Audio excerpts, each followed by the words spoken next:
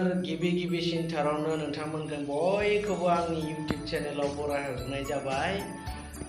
दिनै 2022 मायथाइनि जोबथा दाननि गिबि खालार। बे गिबि खालाराव नोंथांमोन बयखौबो आङो फैबाय थानाय बरदिन आरो गोदान बोसोरनि मुङाव आंनि गोसो गोरबोनि गोजोन हामग्लायनायखौ नोंथांमोन बयनोबो सिगाङावनो बावहरनाय जाबाय आरो आसा खालामो नोंथांमोनाबो आंनि बे भिडिअखौ जोबजासिम नायनानै नोंथांमोननि गोसो गोरबोनि हामग्लायनायखौ फिन आंनो बावहरफिनगोन होननानै आसा खालामबाय। लोगोफोर दिनै आं गोबां लोमजानानैब्लाबो बिसिनायाव उन्दुनानैब्लाबो आं दिनै नोंथांमोननो लागै बे भिडिअखौ बानायनाय जाबाय आंनि गोसो गोरबोनि हामग्लायनायखौ बावहरनो थाखाय।